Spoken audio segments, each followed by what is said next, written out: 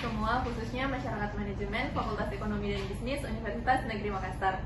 Perkenalkan, saya Nur Halisa selaku moderator pada podcast kali ini. Pada podcast kali ini kita akan membahas tentang pengaruh gaya komunikasi dan budaya organisasi dengan teman diskusi kita, yaitu Kak Ahmad selaku Ketua Umum Hima Manajemen FEB UNM periode 2025-2026. Mungkin sebelum masuk pada pembahasan, Kak Ahmad bisa memperkenalkan diri dulu. Oke. Ya, mungkin tadi sudah disebutkan nama saya, tapi ya nggak apa-apa, saya perkenalan kembali.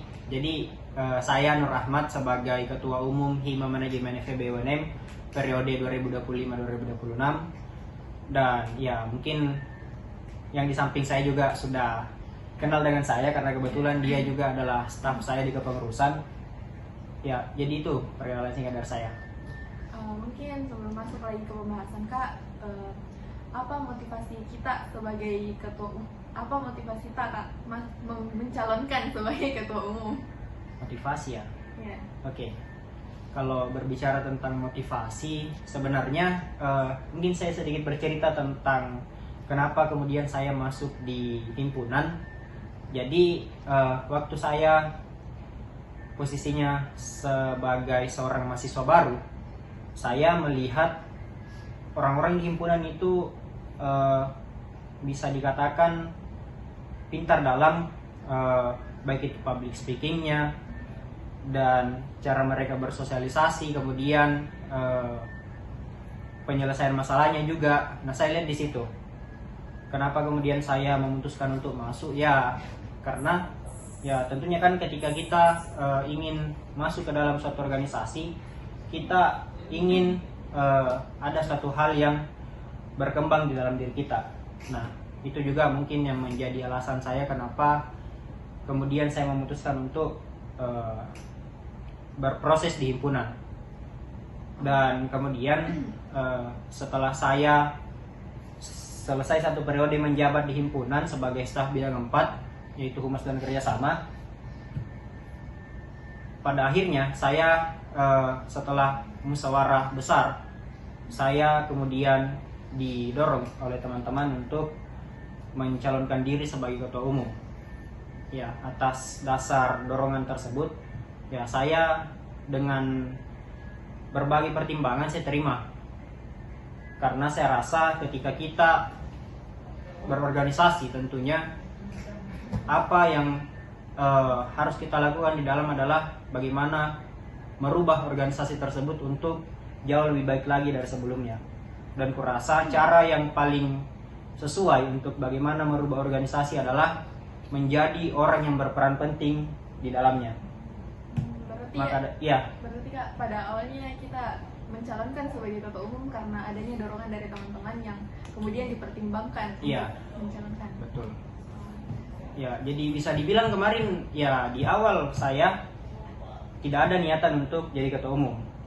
Cuman karena banyak dorongan dari teman-teman, banyak support dari teman-teman yang mengatakan ke saya bahwa kau jadi ketua umum saja karena kau cocok di sini. Kau punya peluang untuk jadi ketua umum. Jadi akhirnya saya memberanikan diri untuk mencalonkan. Dan akhirnya ya setelah pemilu raya, alhamdulillah saya terpilih. Saya diberikan amanah dari teman-teman masyarakat manajemen untuk memegang jabatan sebagai ketua umum di himpunan ini pada periode 2025-2026. Mungkin balik lagi pada pembahasan kita, yaitu pengaruh gaya komunikasi dan budaya organisasi. Pertanyaan saya itu, Kak, apa sih itu komunikasi menurut pandangan kita, Kak, sebagai ketua umum? Komunikasi ya? Oke. Ya, apa itu komunikasi? Kalau menurut sepengetahuan saya, komunikasi itu adalah suatu perilaku di mana ada terjadi interaksi antara dua orang atau lebih, yang dimana di dalamnya itu terjadi suatu pertukaran informasi. Informasi yang komunikasi juga menurut saya itu tidak terbatas hanya pada dua orang yang saling mengobrol.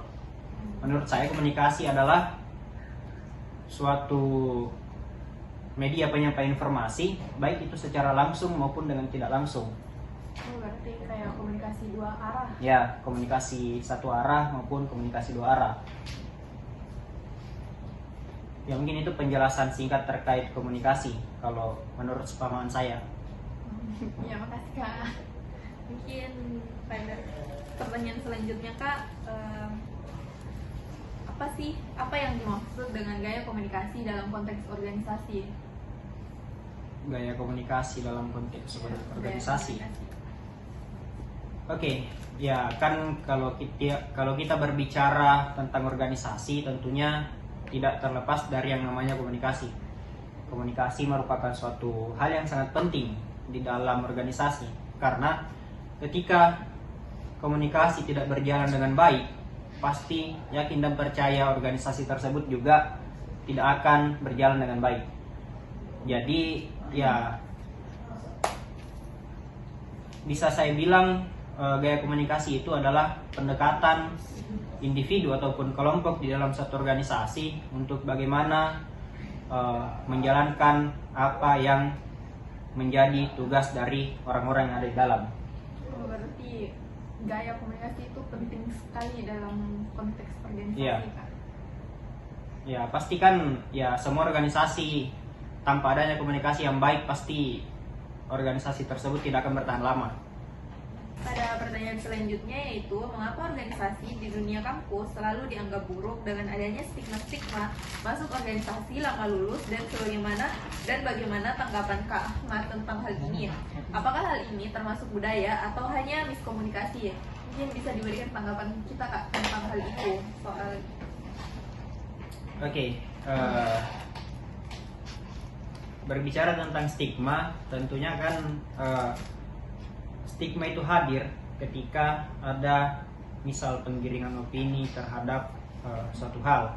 Misal ada media-media yang menyampaikan bahwa di organisasi itu misal seperti ini.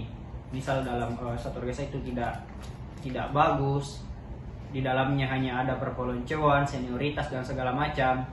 Ya sebenarnya itu tergantung lagi kepada apa opini-opini orang yang disampaikan di media sosial.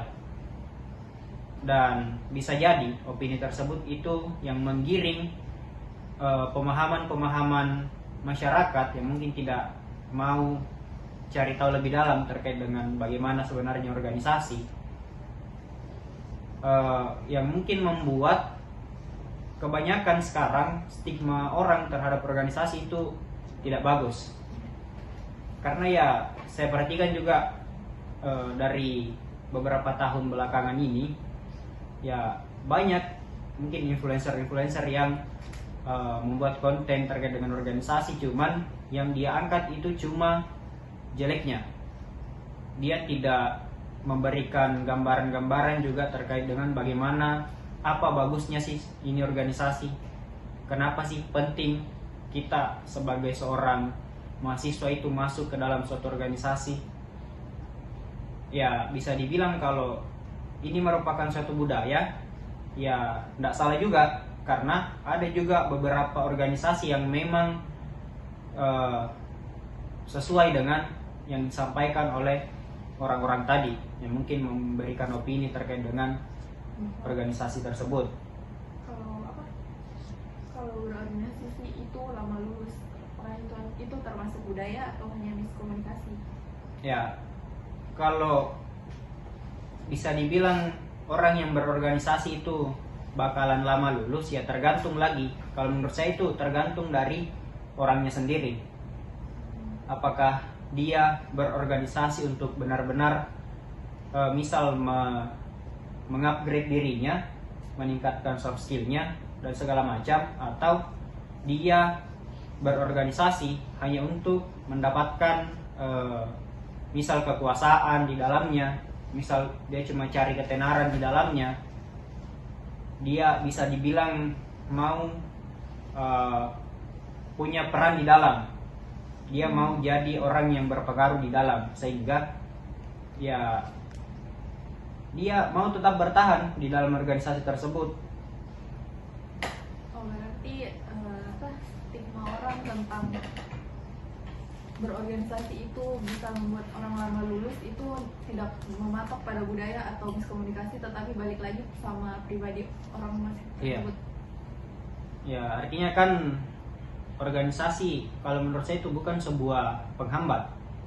Justru idealnya sebuah organisasi itu adalah suatu hal yang bisa menjadi penunjang untuk diri kita sendiri. Sebelum kita memanfaatkan organisasi tersebut untuk berdampak juga bagi orang-orang di sekitar kita. Dan ketika organisasi tersebut justru malahan menjadi penghambat, ya kurasa ada yang salah dengan organisasi tersebut, ataupun ada yang salah dengan diri kita sendiri. Apakah tujuan kita masuk ini sudah benar-benar sesuai dengan ya mungkin tolak ukur kebaikan yang kita pahami, ataukah kita masuk hanya sekedar masuk. Nah, itulah tadi pembahasan kita tentang pengaruh gaya komunikasi dan budaya organisasi.